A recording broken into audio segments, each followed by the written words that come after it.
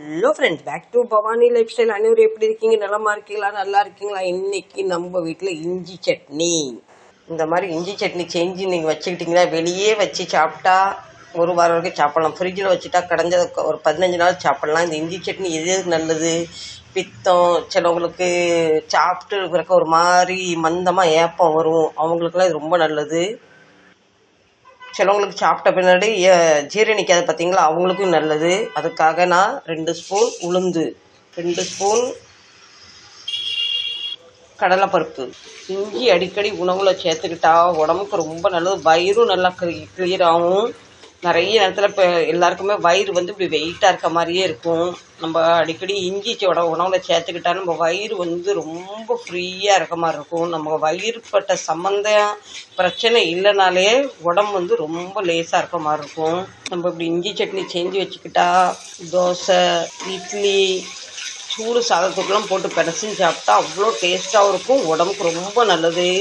சிலவங்க சொல்லுவாங்க, காதெல்லாம் அடைச்சி போன மாதிரி இருக்குது, எதுவுமே கேட்க மாட்டேக்கு, சளி பிடிச்சிருக்கு, ஜலதோஷம் பிடிச்சிருக்கு அப்படின்னு சொல்கிறவங்க பெருசாக நீங்கள் ஆஸ்பத்திரிக்கு போய் மருந்து மாத்திரை எடுக்க வேண்டாம். இந்த மாதிரி இஞ்சி சட்னி செஞ்சு நீங்கள் உணவில் 1க்கு 2 தடவை சேர்த்துட்டிங்கன்னா உங்களுக்கு உடனேயே இன்ஸ்டண்ட்டாக உங்களுக்கு ரிசல்ட் கிடைக்கும். இஞ்சி பூண்டுலாம் ஒரு டைப் நமக்கு மருந்து தான். தினம் தேங்காய் சட்னி, தக்காளி சட்னி, கார சட்னி பண்ணாமல் இப்படி நீங்கள் தோசை, இட்லி கூட நீங்கள் சாப்பிட்டு பாருங்கள். ரொம்ப உடம்புக்கு ரொம்ப ஆரோக்கியமானது. சிலவங்க சொல்லுவாங்க, சாப்பிடவே பிடிக்கல, கொமட்டிட்டு வருதுன்னு. இதை செஞ்சு நீங்கள் உணவில் சாப்பிட்டு பாருங்களேன். உங்களுக்கு கூட ஒரு 2 வாய் சோறு சாப்பிடுவீங்க. உங்களுக்கு வேணுன்னா இதில் பூண்டு வேணும்னா சேர்த்துக்கங்க, அது ஆப்ஷன் தான். ஆனால் என்ன ஆகும், பூண்டு நம்ம இதில் சேர்த்துக்கிட்டா இஞ்சியோட மனம் அப்படியே அமைஞ்சிரும். இஞ்சி ஃப்ளேவர் கொஞ்சம் டல்லான மாதிரி இருக்கும். அதனால் நான் இதில் பூண்டு சேர்க்கல. ஒரு கொட்டை புளி, இந்த இஞ்சை நல்லா முருகலாக நம்ம ரோஸ்ட் பண்ணிவிட்டுன்னு வச்சுக்கோங்களேன். ட்ராவலில் போனாலும் ஒரு டப்பாவில் அடைச்சி எடுத்துகிட்டு போனாலும் 15 நாளாலும் கெட்டு போகாது. ஏன்னா நம்ம இதில் தேங்காய் சேர்க்கல, சரிங்களா, புளி சேர்த்துருக்கோம். நான் இந்த இஞ்சி சட்னி இப்போ அடிக்கடி செஞ்சு ஸ்டோர் பண்ணிக்கிறேன். ஏன்னா நைட்டில் வர்றதுக்கு முன்ன பின் ஆனாலும் ஒரு சோறு வடித்து ஒரு சப்பாத்தியை சுட்டுக்கிட்டாலும் தொட்டு சாப்பிட்டுக்கலாம். நெஞ்சு சளி பிடிச்சிருக்கு, உங்களுக்கு வயிறு உப்புசமாக இருக்குது, அப்படிப்பட்டவங்களுக்கு இந்த சட்னி உடம்புக்கு ரொம்ப ஆரோக்கியமானது. சிலவங்க இதில் தேங்காயும் சேர்க்குறாங்க. ஆனால் நான் தேங்காய் சேர்த்தா கெட்டு போயிடும் பார்த்தீங்களா, அதனால் தேங்காய் சேர்க்கறது இல்லை. நான் இப்போ இந்த சட்னி செய்கிறேன்னா ஒரு 2-3 நாளைக்கு வச்சு நான் சாப்பிடுவோம், அந்த அளவுக்கு செய்கிறேன். சூடு கஞ்சிக்கு, பழைய சாப்பாடுக்கு, தயிர் சாப்பாடுக்கு, ரசம் சாப்பாடுக்கு, சாம்பார் சாதத்துக்குலாம் ரொம்ப டேஸ்ட்டாக இருக்கும். இது இந்த ஒரு சட்னி நீங்கள் செஞ்சு வச்சிட்டிங்கன்னா உங்களுக்கு வேறு எந்த கறியுமே உங்களுக்கு தேடாது. ஒன்று மட்டும் இல்லை, இந்த இஞ்சி நல்லா ரோஸ்ட் ஆகணும். அப்போ தான் அந்த சட்னியோட டேஸ்ட்டு நூல் கலக்கும். அது நல்லா ரோஸ்ட் ஆகணும்னு வச்சுக்கிங்கன்னா ஒரு மாதிரி பச்சை வாடை வர்ற மாதிரி இருக்கும். அதனால தான் நான் இந்த வறுத்துக்கிட்டு இருக்கேன். என்கிட்ட காய்ந்த மிளகாய் தீர்ந்து போச்சு. இது இஞ்சியும் காரம் தான். 1/2 ஸ்பூன் மட்டும் மிளகாத்தூள் போடுறேன். ஏன்னா இஞ்சி நல்லா காட்டும் பார்த்தீங்களா. 1/2 ஸ்பூன் உப்பு. இது எல்லாமே நல்லா ரோஸ்ட் ஆகிட்டு கேஸ் ஆஃப் பண்ணிவிட்டு இதை அப்படியே ஆற வச்சுக்கலாம். ஹலோ ஃப்ரெண்ட்ஸ், பேக் பாருங்கள், நல்லா ஆறிட்டு கடாயிலேருந்து மாற்றிட்டு எடுத்தாச்சு. இப்போ நல்லா மை போல் அரைச்சிட்டு வந்துடலாம். பாருங்கள், நல்லா மை போல் அரைச்சிட்டு வந்தாச்சு. இது அப்படியே நீங்கள் சாப்பிட்னாலும் சாப்பிட்லாம். ஆனால் கொஞ்சம் தாளித்து வச்சுக்கிட்டால் இன்னும் டேஸ்ட் நல்லாயிருக்கும். அதுக்காக நான் ஒரு கடாயில் கொஞ்சம் எண்ணெய் எடுத்து தாளிக்க போகிறேன். இந்த சட்னி யார் தெரியுமாங்க அடிக்கடி உணவில் சேர்த்துக்கணும். சிலவங்களுக்கு தொண்டை அடிக்கடி கரகரன்னு இருக்குன்னு சொல்லுவாங்க. சிலவங்க கத்தி பேசும்போது தொண்டை கட்டிடுவோம். நான் நிறைய பேரை பார்த்துருக்கேன், தொண்டைக்கு வெளியே சுண்ணாம்பு தடவி இருப்பாங்க. ஏன்னா தொண்டை கட்டிக்கிட்டு நேற்று நான் நிறைய பேசிட்டேன், நேற்று ரொம்ப சண்டை போட்டுட்டேன். அந்த ஸ்டேஜில் நீங்கள் சுண்ணாம்பெல்லாம் தொண்டையில் ராவாதீங்க.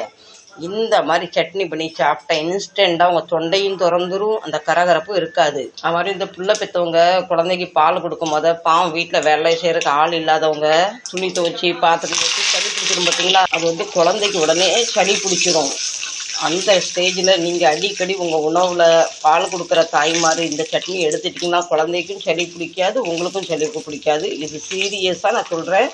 எங்கள் அம்மா எங்கள் 5 பேர் காலத்தில் எங்களுக்கு இப்படி தான் செஞ்சு கொடுத்தாங்க. அது மாதிரி நிறைய பேருக்கு டைமில் டேட்டு வராது, தள்ளி போகும், மிந்தி வரும் அப்படின்னு சொல்லுவாங்க பார்த்தீங்களா. இங்கேயே நீங்கள் சேர்க்க உங்களுக்கு என்ன ஆகும், டேட்டு உங்களுக்கு கரெக்ட் டைமில் ரெகுலராக ஆகும். சிலவங்களுக்கு பெண்களுக்கு 20 நாளைக்கு ஒரு தடவை தூரம் வந்துடும். சிலவங்களுக்கு 2 மாதத்துக்கு ஒரு தடவை 3 மாதத்துக்கு ஒரு பிரச்சனைக்கு இந்த இஞ்சி வந்து அவ்வளோ வந்து ராஜ உறுப்பை காப்பாற்றுற அளவு வேலை செய்யும். நான் திருநெல்வேலியில் எங்கள் மாமியார் ஊர்லலாம் பார்த்துருக்கேன். இந்த அம்மாவோட நிலத்துல அந்த பாட்டு படிக்க வில் பாட்டு படிக்கிற ஒருத்தவங்க வருவாங்க. அவங்க கையில் எப்போவுமே இஞ்சி மரப்பா இருக்கும். அப்போ தான் நமக்கு அந்த அறிவு இல்லை கழுதையும் இல்லைல்ல, எதுக்கோ நினைப்பேன். பின்னதான் கேட்டதுக்கு பாடி பாடி தொண்டெல்லாம் வலிக்குது, கரகரன்னு ஆகுது தொண்டை. அதுக்காக இந்த இஞ்சை போட்டு இஞ்சி மரப்பான்னு சொல்லுவாங்க. நீங்கள் என்ன சொல்லுங்கன்னு தெரில.